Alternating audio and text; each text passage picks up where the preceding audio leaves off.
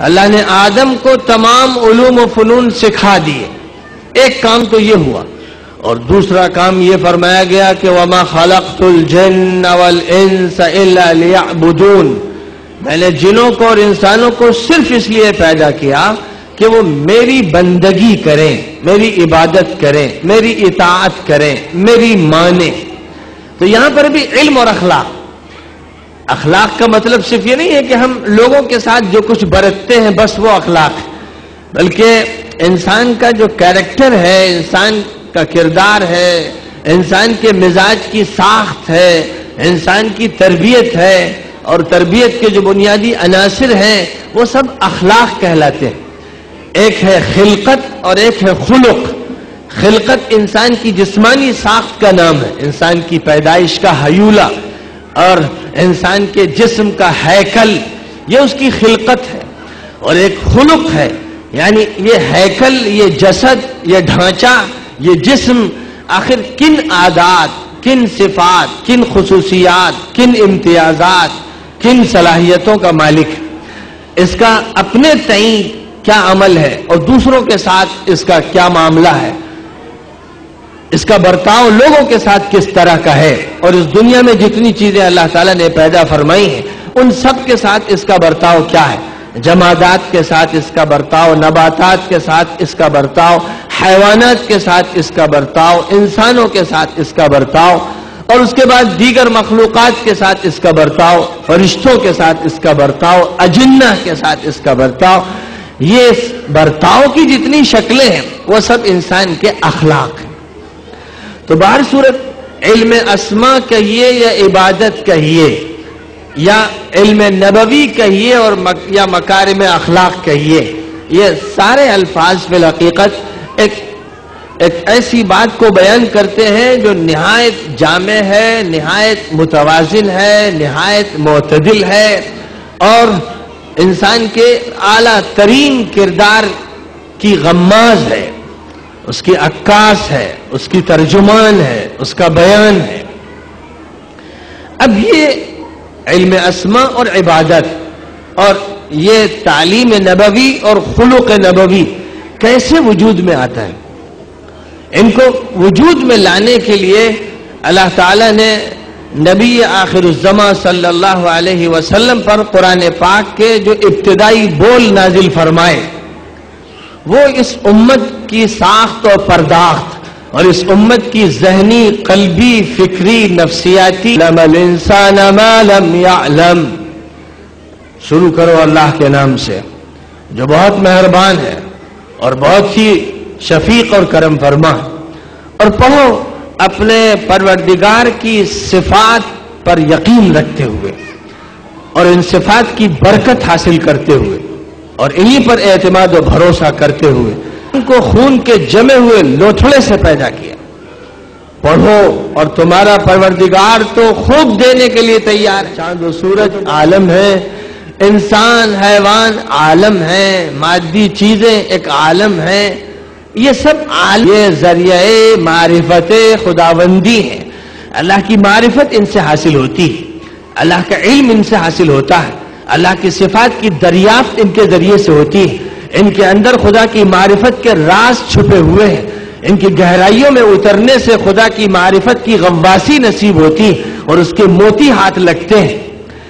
ان کی حیثیت اصلاً یہ ہے. تو قرآن پاک کی ان آیات میں جو سب سے پہلے نازل فرمائی گئیں، یہ حکم فرمایا گیا کہ اے مسلمانوں اور اے نبی اور نبی کے امتیوں، تم سب کو اس کائنات کے چپے چپے کو پڑھنا ہے اور خدا تعالیٰ کی تخلیقات کی معرفت حاصل کرنا ہے. اور یہ سب اس لیے کرنا ہے کہ خدا تعالیٰ کی معرفت تمہیں حاصل ہوتی چلی جائے، اس کا علم تمہیں نصیب ہوتا چلا جائے، اس یقین کے ساتھ کہ وہ علم میں اضافہ کرنے والا ہے اور اصلاً وہی استاد و معلم ہے جس نے تمہارے جد امجد آدم کو سکھایا اور پھر ان کے ذریعے سے اس علم کو منتقل کرایا. وہی اللہ ہے جو الاکرم ہے. اقرأ وربک الاکرم الذی علم بالقلم. پڑھو، اس کے بعد تم اپنے پروردگار کی نعمتیں دیکھو کہ علم میں کس طرح اضافہ ہوتا چلا جائے گا، اور تمہیں اس وقت پھر یہ نظر آئے گا کہ ستاروں سے آگے جہاں اور بھی ہیں، ابھی اس کے امتحان اور بھی ہیں۔ اپنے علم پہ قناعت کبھی نہ کرنا، اور جتنا جان لیا ہے اسے آخری مت سمجھنا، یہ سمجھنا کہ ابھی تو ابتدا ہے، انتہا تو عمر گزر جائے گی، کبھی نہیں آئے گی۔ انتہا تو بس اللہ کے پاس ہے، وہی مبتدا کا مالک، وہی منتہا کا مالک، وہی اول اور وہی آخر، اور وہی ظاہر اور وہی باطن۔ ہم بس اس کے ایک ایسے بندے ہیں جس کو تھوڑا سا علم۔ انقلاب عظیم برپا کر دیا گیا، دنیا میں ان آیتوں نے تہلکہ مچا دیا۔ وہ دنیا جو علمی اعتبار سے جمود کی شکار تھی، وہ دنیا جس نے علم پر پہرے ڈال رکھے تھے، وہ دنیا جس نے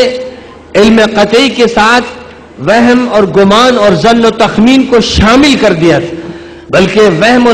تخمین اور ظن کو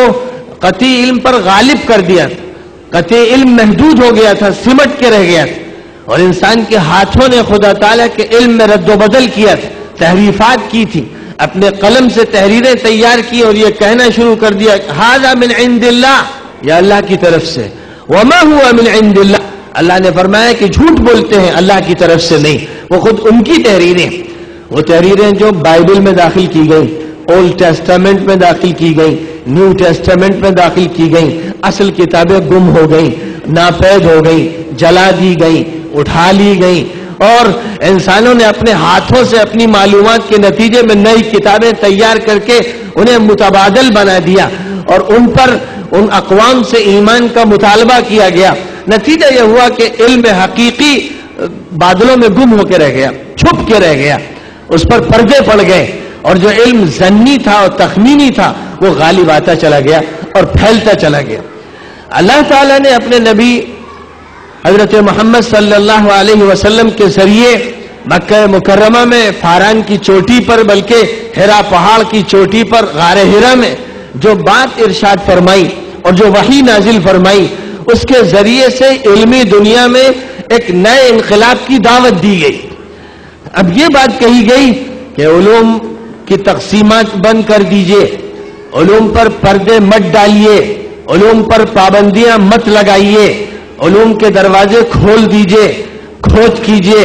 تلاشیں کیجئے، دریافت کیجئے، کمندے ڈالیے، آگے بڑھیے، تہوں میں اتریے، غواصی کیجئے، ان کے موتی لے کے آئیے، اعلان برپا کیا گیا۔ مکہ مکرمہ میں جہاں لکھنے پڑھنے والے بہت کم تھے، جاہلوں کے بیچ میں یہ ایک اعلان کیا گیا، اور اعلان علم کا کیا گیا۔ اب یہ کہہ دیا گیا کہ جہل کا دور ختم ہوا، اب یہ کہہ دیا گیا کہ جاہلیت کا دور ختم کیا گیا، اب دور اسلام اور دور علم شروع ہو رہا ہے، اور دور اسلام اور دور علم میں اب سب کچھ پڑھا جائے گا، ہر مفید چیز پڑھی جائے گی، ہر نفع بخش چیز پڑھی جائے گی، لیکن ساتھ یہ شرط لگا دی گئی کہ اسم الرب سے اسے مربوط کرنا پڑے گا۔ کوئی علم جو اسم الرب سے جڑا ہوا نہیں ہوگا صحیح النسب نہیں ہوگا۔ جیسے کسی اولاد کے نسب کے بارے میں شک اور شبہ اور کسی کے بارے میں یقین ہو کہ یہ ولد الحرام ہے، تو ظاہر ہے کہ معاشرے میں اس کی جو حیثیت ہوگی وہی حیثیت اس علم کی ہوگی جو علم الحرام ہے۔ جیسے ولد الحرام ہوتا ہے ویسے علم الحرام، اور علم الحرام وہ ہے جس کا نسب اللہ سے ساتھ جڑتا نہیں، یعنی اسم الرب سے جس کا تعلق نہیں، وہ علم پھر قابل اعتبار نہیں، وہ علم لائق اعتنا نہیں، وہ علم جہل ہے۔